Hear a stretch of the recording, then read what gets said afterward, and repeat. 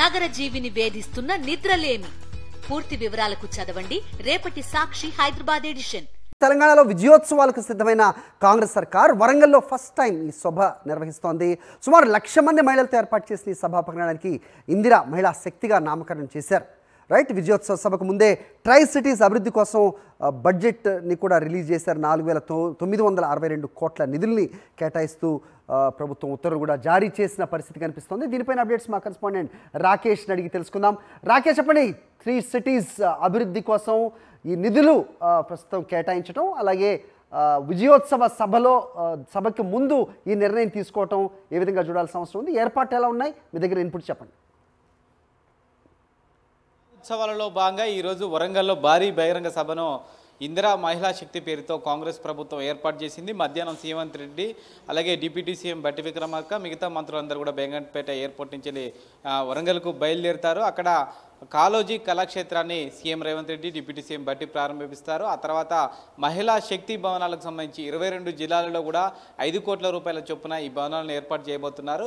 ఈ భవనాలను ఈరోజు వరంగల్లో సీఎం రేవంత్ రెడ్డి శంకుస్థాపన చేస్తారు. దీంతోపాటు మహిళా అభివృద్ధికి సంబంధించి మహిళా సంఘాలకు ప్రత్యేకించి ఎంటర్‌ప్రెన్యూర్‌గా మార్చడం కోసం ప్రభుత్వం తీసుకున్న అనేక రకాల నిర్ణయాలను ఈ సభ ద్వారా సీఎం రేవంత్ రెడ్డి వెల్లడించే అవకాశం కనిపిస్తోంది. ముఖ్యంగా ఎంటర్‌ప్రెన్యూర్ చేయడం కోసం సోలార్ ప్లాంట్లకు సంబంధించిన ఒప్పందాలను మహిళా సంఘాలకు అప్పగించబోతున్నారు. దీంతోపాటు ఆర్టీసీలో బస్సులు, ప్రైవేట్ బస్సులు ఏవైతే ఇతరులు ఏర్పాటు చేస్తున్నారో వాటిని నేరుగా మహిళా సంఘాలకు ఇచ్చి అందులో ఉన్న ఆర్థికంగా బలంగా ఉన్న వాళ్ళు ఆ బస్సులు పెట్టుకునేందుకు వెసులుబాటు కల్పించబోతున్నారు. దీంతోపాటు మహిళా గ్రూపులకు నేరుగా ప్రభుత్వమే షూరిటీ ఇచ్చి రుణాలు కూడా ఇప్పించబోతా ఉంది. ఇలా అనేక రకాల కార్యక్రమాలు చేయబోతా ఉంది. దీంతోపాటు మొదటిసారి ప్రభుత్వం ఏర్పడిన తర్వాత వరంగల్లో ఒక భారీ బహిరంగ సభ పెట్టి ప్రభుత్వం యొక్క అభివృద్ధి కార్యక్రమాలను వివరించబోతున్న నేపథ్యంలో దానికంటే ముందుగానే వరంగల్ అభివృద్ధి కోసం భారీగా నిధులను తెలంగాణ ప్రభుత్వం జారీ చేసింది. 4,962 కోట్ల రూపాయలు. ముఖ్యంగా వరంగల్ ట్రై సిటీకి సంబంధించి వరంగల్, హన్మకొండ,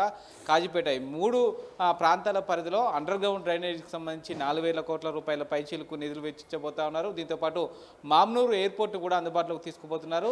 ఇంకా దాదాపుగా 190 ఎకరాల భూమి ప్రస్తుతం మామ్నూరు ఎయిర్పోర్ట్కు అవసరం. ఆ భూమి సేకరణ కోసం 200 పైగా కోట్లు కూడా కేటాయించారు. దీంతోపాటు ఆ స్మార్ట్ సిటీగా మార్చడం కోసం, మౌలిక వసతుల కల్పన కోసం అనేక రకాల నిధులు కూడా కేటాయించడం జరిగింది. ఓవరాల్గా 4,962 కోట్ల రూపాయలను వివిధ అభివృద్ధి కార్యక్రమాల కోసం ప్రభుత్వం జీవో జారీ చేసింది. త్వరలోనే ఆ పనులు కూడా ప్రారంభించబోతున్నారు. మెజారిటీగా కూడా కాళోజీ కళాక్షేత్రాన్ని ప్రారంభించడంతో పాటు మిగతా అభివృద్ధి పనులకు సీఎం రేవంత్ రెడ్డి శంకుస్థాపన చేయబోతున్నారు. దీన్ని మహిళా శక్తి సభగా, ఇందిరా మహిళా శక్తి సభగా నామకరణం చేశారు. ఇక రేపు వేములవాడలో ఒక భారీ బహిరంగ సభను ప్రభుత్వం ఏర్పాటు చేసింది. దాన్ని యువశక్తి సభగా నామకరణం చేశారు. యువశక్తి సభ ద్వారా ఈ 11 నెలల కాలంలో తెలంగాణ ప్రభుత్వం నిరుద్యోగుల కోసం, యువత కోసం తీసుకున్న నిర్ణయాలేంటి, భవిష్యత్తులో ఏ అంశాలను పరిగణలోకి తీసుకోబోతుందనే అంశాలను ఈ యువ సభ ద్వారా ప్రభుత్వం ప్రజలకు వివరించబోతా ఉంది. ఈ నెల 27న మహబూబ్ నగర్లో రైతు సభను ఏర్పాటు చేయబోతా ఉంది. రైతుల సంక్షేమం కోసం 11 నెలల్లో కాంగ్రెస్ ప్రభుత్వం చేసిన కృషిని ఈ సభ ద్వారా వివరించబోతున్నారు. ఈ 3 సభలు ప్రభుత్వం ఏర్పాటు చేస్తుంటే కరీంనగర్ హెడ్ క్వార్టర్ లేదా హైదరాబాద్ హెడ్ క్వార్టర్స్లో కాంగ్రెస్ పార్టీ పరంగా ఒక భారీ బహిరంగ సభను డిసెంబర్ 2 లేదా 3న ఒక సభను ఏర్పాటు చేయబోతా ఉంది. దీనికి ఏఐసీసీ నుంచి ఒక కీలక నేత హాజరయ్యే అవకాశం ఉంది. రాహుల్ గాంధీ టైం అడుగుతున్నారు. ఒకవేళ కుదరకపోతే ప్రియాంక గాంధీ సభకు వచ్చే అవకాశం కనిపిస్తుంది. Okay, thanks for the inputs.